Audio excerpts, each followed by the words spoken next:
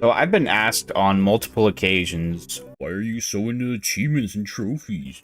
For the longest time, my answer was just kind of, I don't know. Lately, though, I have done some self-reflection, and I kind of wanted to share the reasons why I was so into, achievement and trophy hunting. Maybe people can relate, and maybe it can help you kind of put a perspective on like why I or other people may enjoy getting trophies on PlayStation. Before we get into it though, be sure to like, comment, and subscribe. I want to know down below what your proudest trophy or achievement is. Mine is hands down the Tetris Effect Platinum.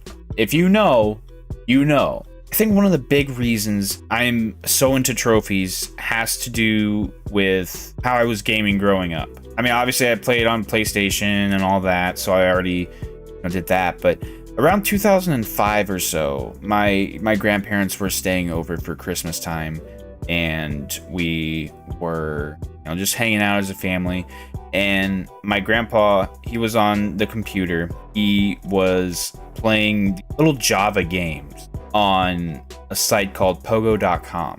And this is a site that has like solitaire. It's got multiple forms of mahjong and poker, stuff like that. I was watching him play, I think it was called Tri-Peak Solitaire. I was like, oh, that looks fun. I know he was a big fan of Indiana Jones, and it just kind of reminded me of that. He let me try a few hands, and he just kept playing, and throughout the break we would play that and a couple other games. And that's something that me and him did for years and years. Lately though, they've been getting very not consumer friendly and very full of microtransactions, so he hasn't been playing that nearly as often, and I haven't played it in nearly 10 years, except if he was doing something with the site at his house. The reason I bring this up, there were challenges every week. Let's say in a game of poker, you had to win 5 hands in a week. Once you did that, you got a little badge. It's all digital and everything. Each one of them had their own little unique artwork, and I always thought, they were just so cool. They had so much detail in them. I always just like seeing the little pop-up, you earned a badge. They even had some for like ranks too, so the more you played the game, you would rank up, and then as you would progress through that, you would continue to get badges for that game specifically. And that just kind of showed like, hey, this is my favorite game on this website. In many ways, that was very similar to how trophies and achievements work today. You do something so mundane in a game, like Tales of Arise. I got my first skill, something like that, and I got a trophy. It was very similar in that concept. I think that kind of, lit a flame back in the day. I didn't really play many sports, so I never got trophies for like participation. This is like one of the few things that as a kid I was just like, hey, I accomplished something very minor, yes, but hey, I did this. I would help him with the word games. We would just help each other out. We kind of bonded over it for many years. So that's like the backstory, right? Then we kind of get more into, I would say, 2014 to 2015. That was when I really started to get into it. Up until 2014, I only had 3 platinums, and they were Sly 1 and 2, which were games I grew up with in my childhood, and I wanted to replay them again because at the time I was making Let's Play videos on my channel, which are still up. I don't recommend them. They're very cringeworthy, but they're there. So, I wanted to replay those to kind of get a feel for the games again before I did an entire Let's Play on them. Then there was The Walking Dead, which is a super easy platinum. I call it the Walking Platinum. Watch the whole game, you get a plat. I thought it was really cool to get the platinums because I just liked how it said, oh, 100%. And then there's a lot of people I knew at the time, they didn't have like 100% achievements in games. They had a good amount, just from playing them. Very few, if any, ever had 100%. I was like, yeah, I got some. I guess back then it's like, yeah, I got something y'all don't, which is something I never really ever felt back then. So I kind of had like a power trip there for a little while. It was during like that time when I realized, I want to go through thoroughly the games that I really enjoyed. Just because I wanted to experience them for as much as they had to offer, right? There was Ni no Kuni, Wrath of the White Witch. That was my 4th platinum. That game is one of my favorites of all time. However, had it not been for the trophies, would I have completed the Familiar Compendium or whatever it's called? Absolutely not. But I've gotten all the treasures? Absolutely not. There's just something about it. I just wanted to say, hey, I completed this game. Same thing with Final Fantasy X. Because with that game, I mean, yeah, you had to beat the secret boss Penance to get the Platinum too. The real annoyance with that game was you had to max out everyone's sphere grid. And I love Final Fantasy X, I really do. But maxing out their sphere grid was one of the most painful things I've ever had to do in a video game. Because it just took so much grinding. You had to, like, grind for spheres, fill in the empty nodes on the sphere grid just to get the plat. And you got to do that for every character. And I think there's, what, 7 characters? Like, that's a lot. But I can honestly say I had a good time doing it. And would I take that back? No. It did get very old toward the end. I still thoroughly enjoyed my time with that game. Then we fast forward to about 2018. I hadn't gotten a platinum in almost 3 years.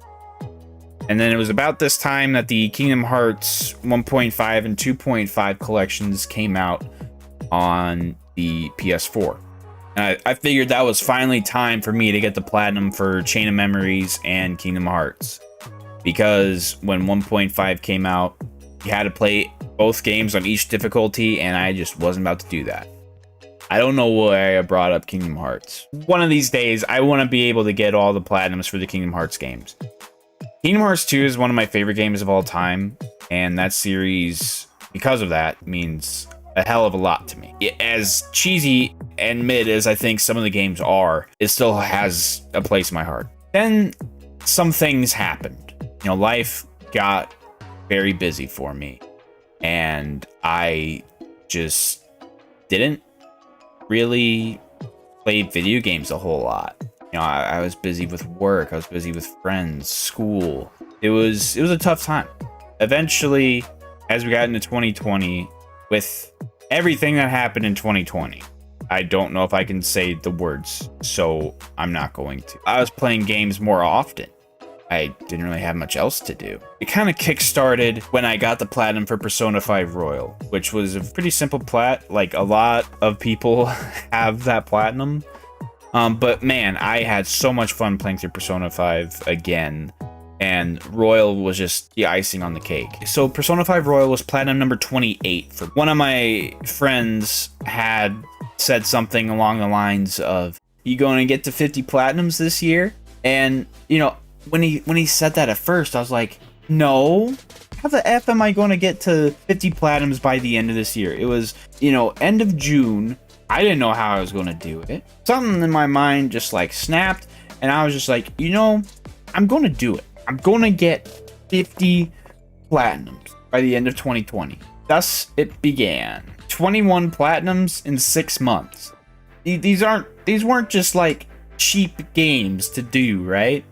So after Persona 5 Royal, I did MLB 20, I did Crash Nitro Fueled, I did Spyro 3, I did MLB 18, Lumines Remastered, some Picross game, which took forever, Tetris Effect, which is my crown jewel to this day, Puyo Puyo Tetris, Box VR, Epic Word Search Collection. Okay, this one was one of those that we don't talk about it.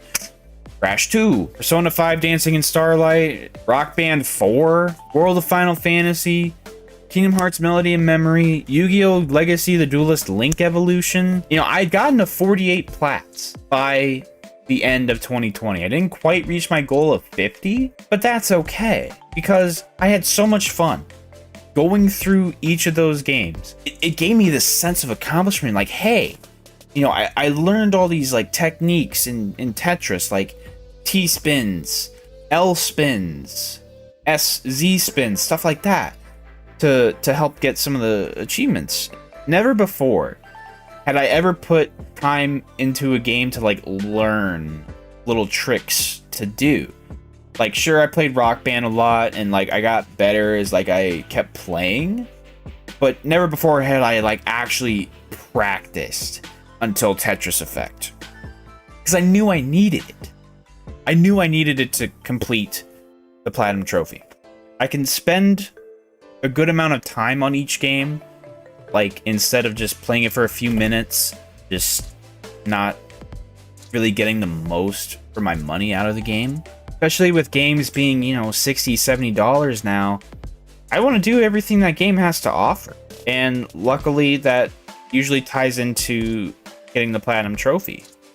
That's the main reason why I could get Platinums for games today. Now you kind of understand why getting trophies is such like a dopamine release for me. It brings me back to those times when I would play those Java games with my grandpa, and we would just, you know, find 6-letter words in a word game and then like get a little badge to show, hey, we did this. Because like I said before, that's very similar to how trophies work. Just hearing that little ding, ooh, it hit different.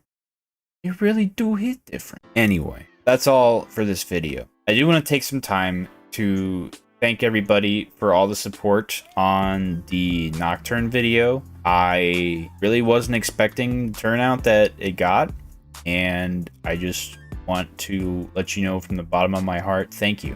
It really meant a lot. And if you haven't already, be sure to like, comment, and subscribe. It lets me know that you want more of these types of videos. My goal for this video is to reach 15 likes. Just a fun goal. I'm not gonna, you know, put the next video behind the goal. People say it works. So I'm a try it. I'm gonna try it. So anyways, later days. That was cringe.